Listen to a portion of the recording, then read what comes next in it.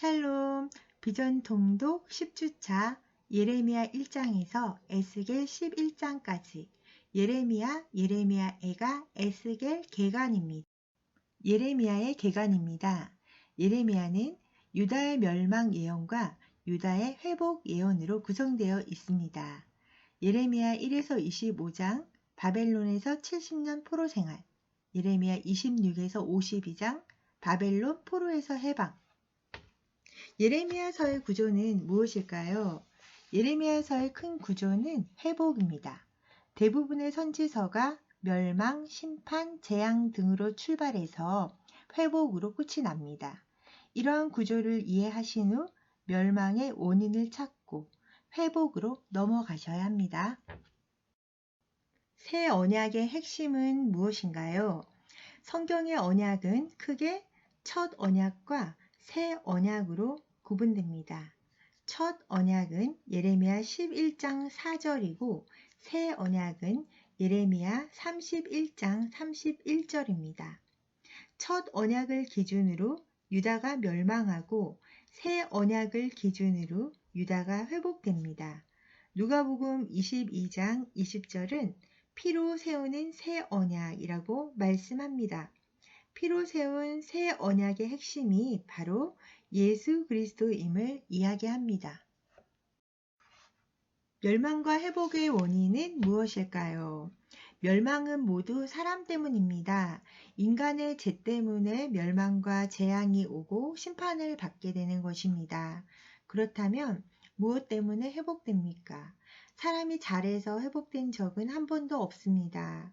회복은 하나님 때문입니다. 하나님의 전적인 언약을 통한 은혜인 것입니다. 예레미야는 요시야, 여아스, 여아킴, 시드기야 왕 때까지 하나님 복음의 비밀을 전파하는 선지자였습니다. 하지만 하나님의 백성들이 듣지 않았고 하나님의 백성은 바벨론 포로로 잡혀가게 됩니다. 예레미야 애가의 개간입니다. 예레미야 애가의 구조는 무엇입니까? 총 5장으로 되어 있는 예레미야 애가는 1에서 4장이 슬픔 중에 찾은 하나님의 본심이고 5장이 진노 중에 찾은 하나님의 은혜입니다. 멸망 중에 구원의 은혜가 임하는 것과 동일한 구조입니다. 예레미야 애가에 흐르는 구속사는 무엇입니까? 애가의 구속사는 예수 그리스도를 통한 구원입니다. 이는 곧 인생의 애가를 예수 그리스도의 찬가로 바꾸는 복음입니다. 우리에게는 많은 고난이 있습니다. 그런데 하나님이 그것을 불임절과 부활절처럼 회복시키십니다. 이 땅에 사는 것은 고통스럽지만 천국을 붙잡고 있기에 하늘을 쳐다보는 것입니다. 십자가 은혜를 붙잡은 사람들은 천국을 소망합니다. 그래서 가난하지만 부족하고 어렵지만 살만한 것입니다. 하나님의 본심을 눈치챘다면 슬픔이 변해 기쁨이 되는 소망의 찬가를 부를 수 있습니다. 하나님의 본심을 찾아야 합니다. 예레미야 애가가 어떻게 찬가로 바뀔 수 있습니까? 애가는 슬픈 노래라는 뜻입니다. 그런데 제목을 찬가의 복음이라 지었습니다. 예레미야 애가는 히브리어 알파벳 22개의 시적 운율로 기록된 책입니다. 그중 3장만 특별히 66절로 되어 있는데 그 정중앙인 33절에 하나님의 본심이 들어 있습니다. 그 본심을 알면 애가가 찬가로 바뀔 수 있습니다. 하나님의 본심은 멸망이 아니라 구원이기 때문입니다. 네, 예레미야 애가의 배경은 황폐해진 예루살렘 성에서 양식을 구하다가 기절하는 슬픈 상황, 하나님의 진노하심으로 어린 자녀와 젖먹이들이 어미의 품에서 죽어가는 슬픈 상황, 부모가 직접 자녀를 잡아먹는 이런 슬픈 상황이 배경입니다. 네, 숨겨진 하나님의 본심은 무엇일까요? 새 언약의 예수 그리스도, 네, 회복을 기대하는 소망의 찬가, 슬픔이 변하여 기쁨이 되고 네, 애가가 변하여 찬가가 되는 것입니다. 여호와의 인자와 긍휼이 무궁하심으로 우리가 진멸되지 아니함이니이다. 이것들이 아침마다 새로우니 주의 성실하심이 크시도소이다. 아멘. 유다의 제약? 유다의 제약은 무엇인가요? 유다의 요시야 왕은 대대적인 종교 개혁을 일으켰지만 결국 유다의 제약으로 인해 멸망하게 됩니다. 유다의 제약 중 하나는 우상 숭배이고 또 하나는 영적인 간음입니다. 우상 숭배는 마음에 탐심이 가득한 것을 말하고 영적인 간음은 하나님의 언약을 파기하는 것을 말합니다. 예레미야 선지자는 소명을 받습니다. 요시야 왕 13년에 요시야 왕은 종교개혁을 일으켜 성전을 청결하게 하고 우상을 금지시킵니다. 하지만 유다의 죄는 극에 달합니다. 그래서 하나님께서는 유다를 멸하기로 작정하십니다. 유다의 죄는 우상 숭배와 탐심의 제약이었는데 여기에 영적 간음까지 저지릅니다. 이것은 하나님을 의지해야 할 백성들이 하나님을 의지하지 않고 이웃나라 애국과 아수를 의지한 것입니다. 그래서 하나님과의 언약을 파기한 것입니다. 마음의 제약. 마음의 제약은 구체적으로 무엇을 말하는 걸까요? 마음의 제약은 결국 탐심을 말하는데 영광스러운 주님을 무익한 것으로 바꾼 것입니다. 예레미야 2장 11절. 이것을 로마서에서는 하나님을 영화롭게도 아니하며 하나님의 영광을 썩어질 우상으로 바꾸었다. 로마서 1장 21절 23절이라고 설명하고 있습니다. 또한 히브리서에서는 썩어질 팥죽을 위해 장자의 명분을 버렸다고 설명합니다. 결국 마음의 제약은 육신의 배를 채우기 위해 하나님을 버리는 것을 말합니다. 유다의 제약은 마음의 제약인데요. 유다의 제약으로 예레미야의 쓰리고 아픈 마음은 하나님의 마음을 대변하고 있습니다. 하나님의 마음은 사람을 구원하시려는 마음이시죠. 네, 너희는 스스로 할례를 행하여 너희 마음 가죽을 베고 나 여호와께 속하라. 예레미야 4장 4절. 네, 하나님의 은혜로 마음의 할례를 받아야 한다고 하나님께서는 말씀하고 있습니다. 할례는 구원의 상징입니다. 다시 말고 구원의 삶을 살아야 하겠습니다. 언약의 파기. 영적 간음은 하나님의 언약을 파기한 것입니다. 언약을 파괴하는 것도 결국 자신이 잘 먹고 잘 살기 위한 것이었기에 우상 숭배로 연결될 수밖에 없습니다. 그런데 여기서 중요한 것은 언약의 양면성입니다. 언약을 파기하면 징계가 오고 징계를 받고 회개하면 구원을 약속하기 때문에 이것이 하나님의 은혜인 것입니다. 예레미야는 하나님과 언약을 파기하고 우상 숭배한 유다 예루살렘에 바벨론 70년 유수를 선포합니다. 이들은 하나님께 징계를 받습니다. 그래서 바벨론의 포로가 되죠. 네, 언약의 양면성은 구원과 징계에 있습니다. 하나님께서는 하나님의 백성을 버리지 않으시고 자녀로서 징계하십니다. 네, 불순종한 자녀들을 징계하시고 이들이 회개하고 돌아왔을 때 또 구원의 은혜를 베푸십니다. 이것이 언약의 양면성입니다. 구원의 삶의 원동력은 예수 그리스도께 있습니다. 우리는 믿음으로 구원을 받고 구원받은 우리는 순종함으로써 하나님의 언약을 지켜나가야 되겠습니다. 유다의 심판의 기준은 무엇일까요? 심판의 기준은 두 개, 곧 불신앙과 불순종 때문입니다. 불신앙은 이방인들에 해당하는 것으로 하나님을 믿지 않는 것입니다. 그러나 불순종은 하나님을 믿으면서도 하나님의 말씀대로 살지 않는 것입니다. 북이스라엘은 여로보암 때문에, 남유다는 므낫세 때문에 심판을 받습니다. 예레미야 15장 4절입니다. 그러나 하나님께서는 유다의 심판을 통해 포로 생활 70년이 차면 회복하게 하실 것이라고 약속하십니다. 이것이 하나님의 심판의 기준입니다. 심판의 당위성. 심판의 당위성이 있을까요? 심판의 당위성은 당연히 인간의 죄 때문입니다. 그렇다면 그 당연함은 무엇에 근거하는 것일까요? 창세기에서는 하나님의 창조주이심을, 출애굽기에서는 하나님의 구원자이심을 근거로 합니다.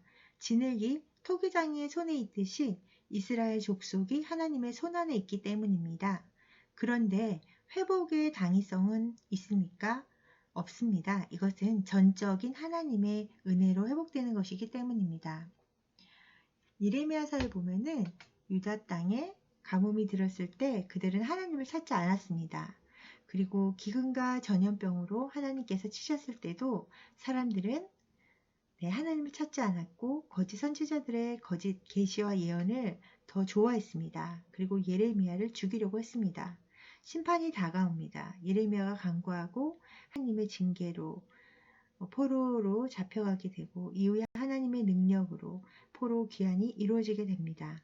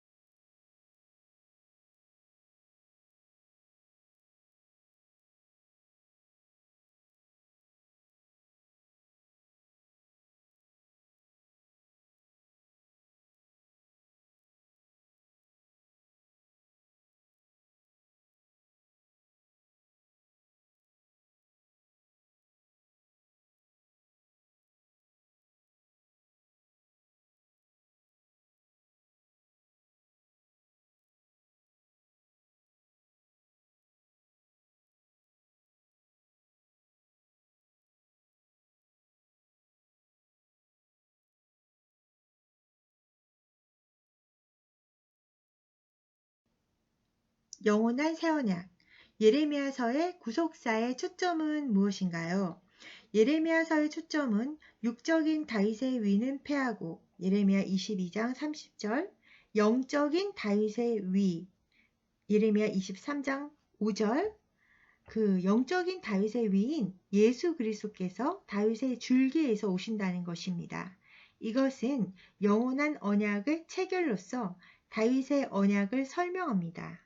예레미야 30장 22절, 32장 40절, 33장 20에서 21절을 참조하시기 바랍니다. 선지자의 선포. 누구의 말을 들어야 합니까? 하나님께서는 이스라엘에 수많은 선지자들을 보내셨습니다. 그러나 그들은 듣거나 순종하지 않았습니다. 오히려 그들은 거짓 선지자의 말을 듣고 믿었습니다. 누구의 말을 들을 것인가는 영적 분별의 문제입니다. 말씀이 기준이 될 때야 비로소 들어야 할 말을 들을 수 있습니다. 예레미야, 우리야는 하나님의 말씀을 선포했고, 그죠?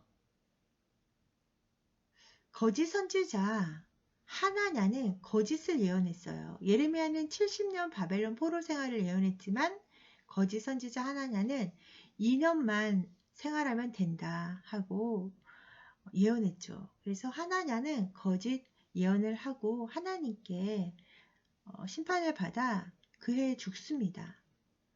우리는 영적인 분별력을 가져야 하겠습니다. 이것을 위해서는 하나님의 말씀을 읽고 말씀대로 살아야 합니다. 다윗 언약의 가치는 어느 정도일까요? 선지자의 선포, 영원한 새 언약의 목적은 하나님의 백성이 되게 하려는 것입니다. 하나님은 다윗 언약을 결코 어기지 않으십니다. 다윗 언약은 불변하는 우주와 같이 변치 않는다는 것입니다. 인간은 쉽게 약속을 깨지만 하나님은 어떤 언약도 깨지 않고 반드시 지키십니다. 불순종한 유다의 멸망. 예레미야서에서의 유다의 불순종은 어떻게 묘사됩니까? 예레미야서는 연대기적 소설이 아니라 종말적 사건을 기준으로 기록되었습니다. 미래에 일어날 일의 결론을 1장에서 먼저 기술하고 주제별 상황에 맞게 과거와 현재의 사건을 혼합해서 전개해 나가는 방식으로 기술됩니다. 그렇기 때문에 하나님이 말씀하시고자 하는 방향성이 무엇인지를 확인하며 읽어야 합니다. 유다의 불순종 사례를 세 실존 인물을 통해 보여주는데 첫째, 시드기야는 안식년을 어깁니다.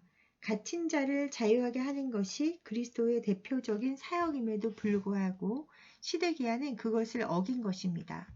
둘째, 유다 백성의 불순종을 르갑 사람의 순종과 대비해서 그 죄를 설명합니다. 셋째, 여호야김은 불순종은 물론 기록된 말씀까지 불에 태워버리는 죄를 범합니다. 이 사건을 통해 결국 예루살렘이 불타게 되는 것입니다. 예레미야 37에서 39장. 열왕기하와 예레미야서가 다른 점은 무엇인가요? 두 책 모두 유다의 불순종으로 인한 예루살렘의 멸망을 이야기합니다. 그러나 예루살렘의 함락으로 끝나는 열왕기하와는 다르게 예레미야서에서는 멸망한 유다에 남아있는 백성의 불순종을 통해 하나님의 전적인 은혜가 아니면 돌이킬 수 없는 인간의 존재를 알려주고 대조적으로 바룩처럼 하나님을 신뢰하는 자의 순종도 보여주고 있습니다. 예레미야서와 예레미야 애가를 연결하는 것은 무엇일까요? 예레미야서를 종말적 기준으로 본다면 유다의 심판과 열국의 심판으로 나눌 수 있는데 그 심판을 슬퍼하는 노래가 예레미야 애가입니다. 하지만 슬픔 가운데 유다의 회복이라는 하나님의 본심이 잘 드러납니다. 결국 두 책의 결론은 회복자 예수 그리스도인 것입니다. 유다의 회복 조건은 무엇인가요? 유다는 죄로 인해 심판을 받지만 은혜로 구원을 얻습니다. 유다는 스스로 회복할 수 없음을 이미 세 건의 사건을 통해 말씀하셨습니다. 그렇기 때문에 유다의 회복 조건은 전적인 하나님의 은혜입니다. 사탄을 상징하는 바벨론 포로 생활 70년을 마감하고 출 바벨론을 이루실 분은 재림자로 오시는 예수 그리스도이십니다. 그리고 그때에는 이스라엘의 죄악을 찾을 수 없게 된다는 것이 하나님의 계획입니다. 예레미야 50장 20절 말씀. 에스겔서의 개관입니다. 에스겔서는 심판 1에서 32장과 회복 33에서 48장으로 나뉠 수 있지만 중심 메시지는 회복입니다. 3장과 33장에 반복해서 나오는 파수꾼에 대한 이야기를 기점으로 1에서 32장은 심판을, 33장에서 48장은 회복을 이야기하는데 심판은 이스라엘 족속의 심판과 열방의 심판으로 나뉘지만 하나님께서는 이스라엘 족속만을 회복시키십니다. 이것을 통해 구원의 양면성을 보여주는 것입니다. 에스겔서의 구속사는 무엇일까요? 에스겔서는 죄에 대한 하나님의 공격을 선포하고 죄의 진멸 후에 마른 뼈 환상과 성전 예언을 통해 회복을 선포합니다. 즉, 죄된 옛사람을 십자가에서 죽게 하시고 새 사람으로 살게 하시는 복음의 구속사를 보여주시는 것입니다. 심판에 대한 파수꾼의 사명. 심판 속에 들어있는 하나님의 마음은 무엇일까요? 하나님께서 직접 유다를 대적하시고 열국을 심판하시는 이유는 회복 때문임을 알 수 있습니다. 하나님은 바벨론의 포로로 잡혀간 자들을 위해 임시 성소가 되어 주셨습니다. 예레미야 8장 6절, 11장 16절. 또한 열방을 심판하심으로 진정한 구원자가 하나님이심을 말씀하십니다. 이처럼 하나님의 마음은 백성의 회복에 있습니다. 복음의 양면성은 무엇인가요? 에스겔서에서 보여주는 복음의 양면성은 어떤 사람에게는 심판이지만 그것이 어떤 사람에게는 구원이 된다는 것입니다. 열방을 심판하시면서 하나님의 백성을 구원하시기 때문입니다. 이것은 역사적 회복과 종말적 회복으로 나눌 수 있습니다. 성전 재건축 이주 대책. 이스라엘 족속을 포로로 보내신 이유는 무엇일까요? 우상으로 더럽혀진 성전을 재건축하기 위해서는 사람들을 이주시켜야만 했습니다. 그래서 하나님께서는 예루살렘 성전을 떠나서 바벨론에 임시 성소를 세우시고 성전 재건축 이주 대책을 진행하셨습니다. 그러나 이스라엘 족속은 이것이 성전 재건축을 위한 것임을 깨닫지 못했습니다. 패역한 이스라엘 족속을 향한 선포는 어떻게 시작됩니까? 선지자는 하나님의 말씀을 선포하는 자입니다. 그렇기 때문에 선포 이전에 말씀을 먹어야 합니다. 에스겔 2장 8에서 10절. 말씀을 먹으면 말씀이 나의 불순종, 내 안에 있는 육신의 찌꺼기를 밀어냅니다.